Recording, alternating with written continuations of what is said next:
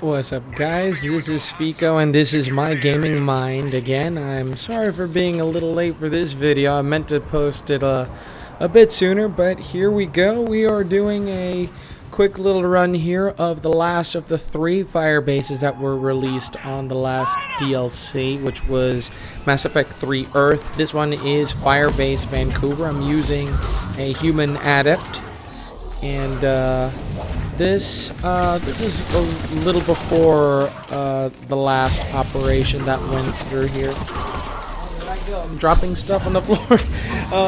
Basically, there was an operation that went over this last weekend here, and trying to remember what the name of it was. It wasn't Broadside, but oh god.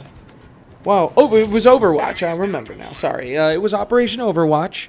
And by the way, before we get started here, I'd like to say that Overwatch was a success. We achieved not only the squad gold, but we achieved the complete allied goal. We are I got a commemoration pack and a victory pack, both at the same time. I got a really nice N7 shotgun. Plus, I also got one of the weapons that were promised, the Typhoon assault rifle. Ooh. Actually, you know what? Now that I think about it, I'm not sure if it's the Typhoon, but boy, I got a really nice. Oh no, I think it was the Piranha assault shotgun. I'm confusing which weapon I got, but you know what? Forgive me. There's just so much stuff to talk about here. But basically, one of the best things that I did get was that I actually got an N7 Fury. So I got an Adept N7 Fury, which is one of the other classes, the ones that the Fury Adept, the other one of the ones that was announced, including the other ones that I didn't mention, which was the Slayer Vanguard and the Shadow Infiltrator. These are all N7 humans, and let me tell you, I've been using a what have I been using? I've been using a Paladin Sentinel, and that guy is ruthless. Let me tell you. One of the best things that he has is that he has like an energy shield. You can just drop onto the ground. I'm going to get some footage of me playing with this guy because he is just ruthless. Plus, he's got this ability called Snap Freeze, which is sort of just. It's sort of like the equivalent of the flamethrower, but in ice. But it slows people down. I mean, it's crazy. I mean, I love my Sentinel. I even called him Master Mold because I mean, you know, just like the only thing I could think of to name him is like, okay, well, he's a Paladin Sentinel, and this guy is like the best of the Sentinel class. So why not call him a Master Mold? So I'll have myself playing with that Paladin soon here. Like I mentioned before, there were 6 N7 classes. So far, I've only gotten 2 of them, but that's not the only thing that was unlocked. There was a new difficulty that's called Platinum, and that is well, let's put it to you this way. I tried to get Broadside, and I was playing Gold. I've only been able to go through Gold once. I'm trying to build up myself up to Gold, but I'm playing Silver as of now, so you know, just getting a flow, because as I've noticed, you know, the payoff to get, you know, through Bronze isn't high anymore. You know, I would recommend Bronze for anybody who has never played with a class. For example, I started using an engineer, a Geth engineer, and he's got tons of really great abilities. But I didn't want to just jump into a Silver or a Gold game and just risk losing objects and losing the game and keep using Metagel, because you know, if I don't know what this guy is composed of, I'm not exactly sure if it's going to be worth it to just, you know, throw all my stuff in without knowing at least a little bit. So what I would recommend is get yourself, if you've never used a class before, get yourself a class, spec them with every single ability, and then just work with the abilities. You know, try using some weapons, try using almost no weapons, to improve your recharge rate. I mean, just play around with them. That's how I got good with my N7 Sentinel, Paladin Sentinel, and you know, I am planning on using the Fury Adept as soon as I promote this one. I've got her up to like level 18, level 19 almost, so I'm planning on getting her up to 20 and promoting her, just starting from scratch using my N7 Fury. I've already, if you saw, I've got game footage of me actually playing with Victaru. He uses an N7 Fury Adept like crazy, like a boss. I mean, he's really just gotten his N7 Fury Adept just crazy. I mean, she's very powerful. I mean, she's weak in health. But what she does make in health, she also makes up in like a bunch of biotic abilities, which, you know, when I get a chance, I think I'll just go ahead and post a video of me playing with me streaming when I was doing Operation Overwatch. For those of you who don't know, the Overwatch the objective was we needed to gather a total of 800,000 extractions. That's an extraction. That's not extraction as in like a group extraction. I'm talking about partial extraction. So extractions for a team of 4, that's like 4 extractions. So the more extractions that we had, it was better.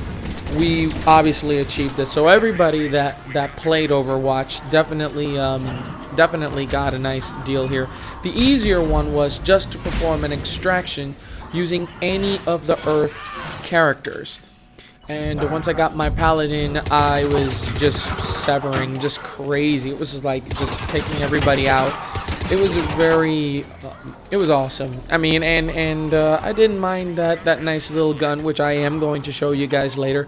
But I'm thinking about just posting that video of me just playing through Overwatch. I also have it on my twitch.tv, so if y'all want to see it, it's cut into pieces. I don't know why Twitch does that, but it's cut into pieces.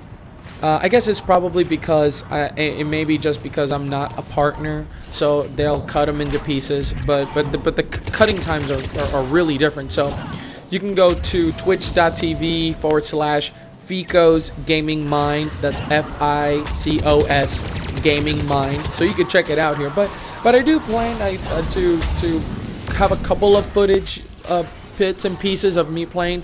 The only disappointment that I have is that him and I were actually chatting, so he had a lot of insight, but for some reason when I'm watching the stream, it didn't catch his voice, but I heard his voice like all the time.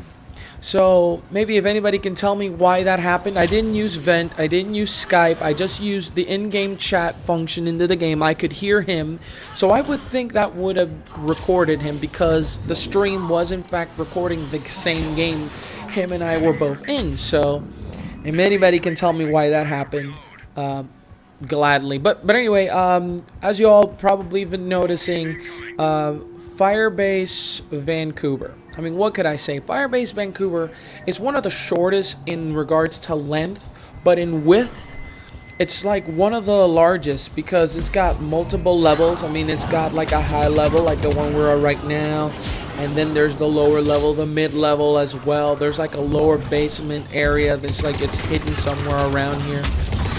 You definitely have the height advantage when you're like on the high road, like where I am right now. There's a ton of cover on the low bottom end. There's like a middle corridor. It's like you can all hide there really good. Out of the fire bases, this one's the one which I've gotten the most playtime out of, and it's the one where I've seen most action in regards to like when I was playing with Victor and when I was playing like by myself. This was the one that Victaru and I have dived into the most. I mean, so for example, like this ramp right behind him, there's a stairway onto the right. There's more cover there.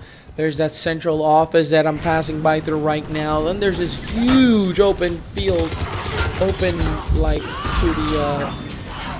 to the left there where I'm going. There's a ton of cover there. And then there's like a lower slope down at the bottom, and I mean, there's a lot of vantage points where, you know, you've got the height advantage.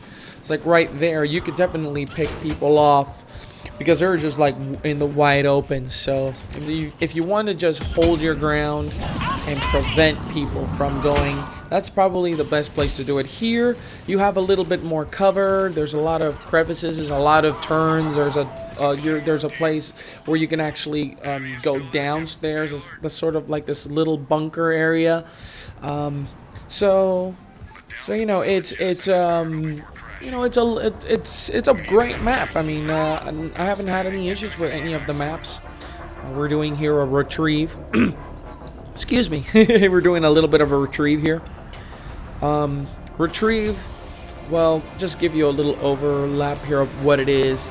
It's sort of the same as the gather the probe, except here, whoever's carrying the pack can't run, can't roll, and that's pretty much it. So you've got to basically walk the whole way, but you can use your abilities, you can take cover, you can use your weapons, but if you run, or if you roll, or if you try to dodge to the left or to the right, your pack will get dropped, and you are going to have to stop what you're doing and picking it up again. But basically, you have to take it to a specific area, that area down there. Oh no. Ah! Well, I'd had a good run, and now I'm getting sort of abused here, so not really good here. I'm clearing myself up pretty good, but anyway, there are a couple of other. I mean, I do hope that the more objective-based things come, like the drone thing. But the advantage is, well, you know, this one you don't get any extra abilities like you do with the probe. You know, like the drone can give you a little bit of shield, so it's not exactly something of an advantage of whoever's carrying the pack. So for those of you who find themselves confused with what to do with that objective, I definitely didn't know what I was doing when I first came to that objective. So the key thing is just making sure you clear a path towards whoever it is who's hold the pack, and and get to know the maps, because the longer that you are held with the pack, you run the risk of getting dropped. So definitely get to know your maps a little bit here. There's another section there. Oh my god, somebody's down, I think. So as this game comes to a close, this is within the last minute of the recovery here.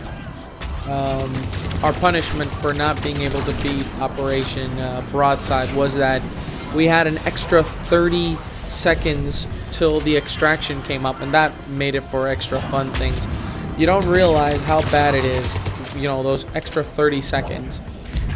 In Bronze, it's not really a big deal, but in the other difficulties, it is a pain. It really is, because it just adds to the more, you know, the difficult. It adds to the difficulty because there is that much more threats. I mean, they go out of their way to kill you. But as this video comes to an end, this is basically the third map here. I do plan on putting a lot more footage of me playing Mass Effect Multiplayer. Victaru's also doing that as well. He's a really nasty Krogan Battle Master. Is named it Murder Train, and whew, it's crazy. So with that, I'll leave you all to enjoy the new DLC Earth. This was Firebase Vancouver, and If you guys like this video, comment, leave positive review, negative review, negative comments. Please make them constructive, please. And if you guys like what you're seeing, subscribe, and I'll be sure to have more videos for you guys as soon as possible. With that, I end with part 3 of this DLC Earth special. So this was Fico, and this was my gaming mind. Peace, love, go out and kill Geth, go out and kill Reapers, go out and kill Cerberus. Enjoy this beautiful game. Thank you.